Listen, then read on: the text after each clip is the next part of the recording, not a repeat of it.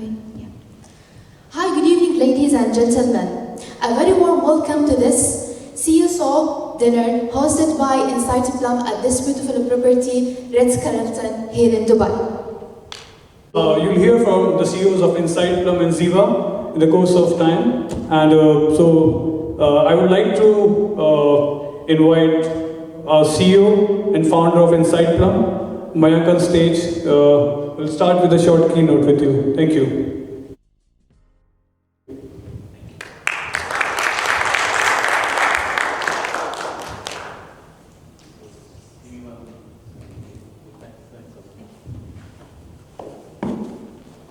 Hi everyone. So at least I got a good laugh with both of them. So we are a small gathering, so nothing formal. And thank you all for coming in here. And I guess we're starting in Dubai time, so people should join in as we go through the day. I'm very proud to start proceedings here for us today. And I'll give you a bit of context on the procurement industry and then hand it over to Nina. From Xeeva. So, just give you a bit of context on the whole global B2B e-commerce. And this is important for us, so I kind of stress on this. The industry today is worth $12 trillion. And by 2028, it's going to be about $25 trillion. But if you look at it, about 65% of it is actually made up of small and medium enterprise.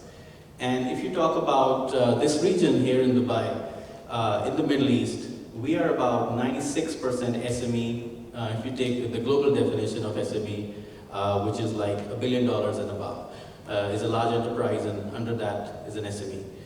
75% of the buyers today are millennials.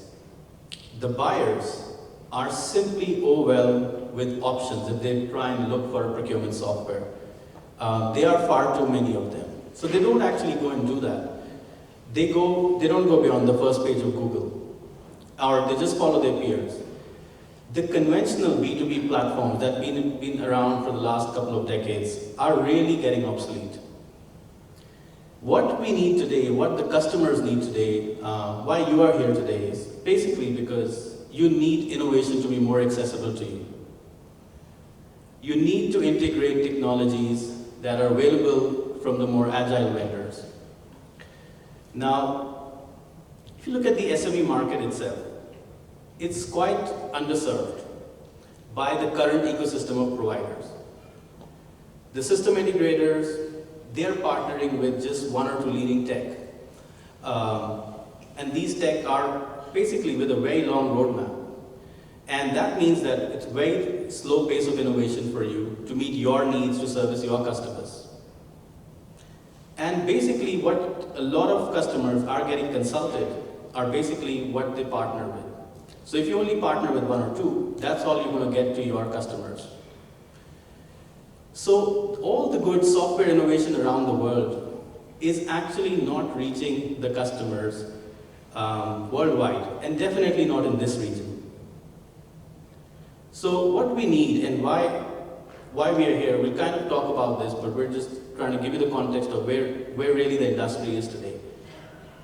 If you look at the large enterprise around the world as well, they're also stuck with software that is going to make them extinct, in my view.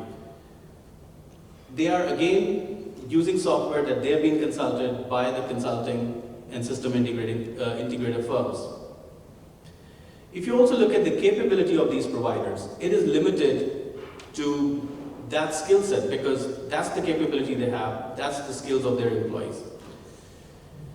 And customers are unaware that basically better technologies do exist and then know how to actually ingest them in their systems.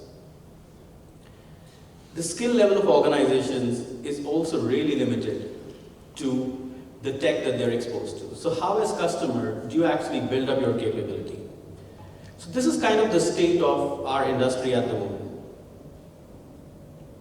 Now if you look at the customer transformation challenges, they are the same across the globe.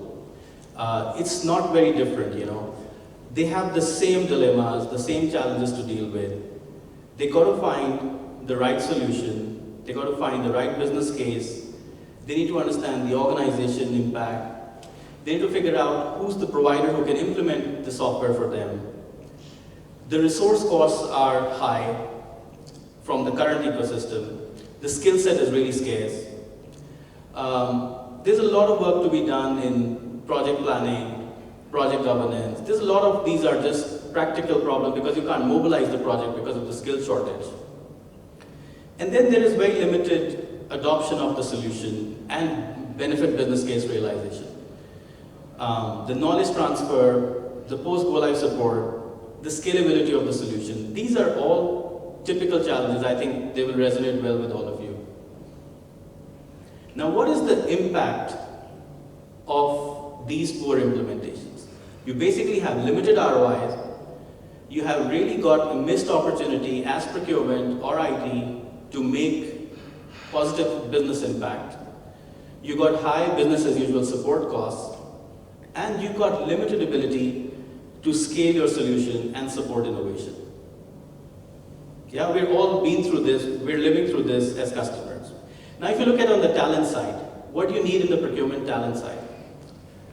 You need domain expertise, you need soft skills, you need emotional intelligence, you need to know about sustainability, you need to know about the tech ecosystem, the tech landscape. So you need basically holistic skills as a procurement professional today. So we as a company as well, what we are looking for, we are looking for this domain expertise, the skills in digital transformation, artificial intelligence and innovation, and in sustainability. Now, let me reflect on the corporate skill gap, both as individual and as corporates. So these are just some facts, but basically 70% of the CPOs believe that they don't have skilled procurement workforce. Or equally, the employees think that they don't have the skills necessary to do their job.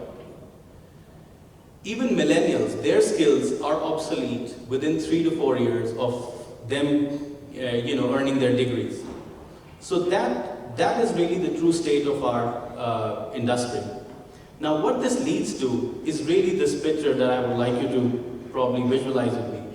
So that means a lot of us procurement professionals are basically having basic operational knowledge of procurement, can manage operational procurement, very little percentage gets to strategic procurement, and they can't see a global picture. They can't see the innovation that's happening around the world. They can't see basically what's best in class in procurement. How can the latest innovation in our industry actually be consumed by them? So they don't see all that. It only gets narrower at the top, and only those people have the perspective who are really upskilling themselves or are just fortunate in their jobs to be exposed to the latest technology or the best practices. So as you go up, you start to see that maybe just 1% of the workforce is really a true procurement or a sustainability champion, or another 5% maybe, let's say, are emerging leaders. But there's a big corporate skill gap. So I'm giving you this context because I want to help you understand why Insight Plum as a company was born. This is a company I started out of London 2 years back, when actually COVID had already started and we felt that there was a big change in the world. Suddenly it accelerated digital transformation like it had not done in the last 10 years. It was, I think, the biggest catalyst for accelerated digital transformation. And then even companies that were not doing it realized that how they're missing out or how they simply can't operate or survive without it. So we really started a company to address these gaps in the procurement industry. What the industry needs today is to innovate using emerging tech, is to really accelerate their own digital transformation, to improve their agility as a procurement business, to serve their business, to be successful, to achieve their sustainability goals, to create skilled talent, and to manage the supply chain risk. So we created an offering that is across all of procurement technology, procurement services, and procurement talent to actually address the gaps in the industry. And we're going to talk through, we're going to showcase one of our global strategic partners in this line through the course of the evening today. And what we're really doing as a company is to drive the actual sustainable digital transformation agenda for the C-suite. So what is it that the C-suite really need today? The C-suite, of course, needs to drive a very holistic, sustainable digital transformation. They need to have technology or solution that is scalable. They need to have competitive differentiation. They need to amplify their talent. They need to do all these things to have real sustainable growth. Because if they don't do that, they can't scale up. I mean, I as an individual and both as a company, we consult in some of the biggest companies in this world, and I can tell you firsthand that a lot of companies are heading for disaster simply because they are been building on large enterprise solutions which haven't moved much in terms of product innovation or the ability to really have the extensibility of using the innovation in the business processes. So they're really heading for a disaster, a lot of the large companies. And they're also heading for a disaster simply because, like I said earlier in the presentation, the consulting partners they work with, a lot of them large global, are also limited in their skill and what they partner with. This whole combination means that neither do the consulting partners have the skills, the technology, the partnerships, or the capability. So what will they advise their customers? In their interest and in the interest of, managing their business, they will continue to consult on that obsolete technology.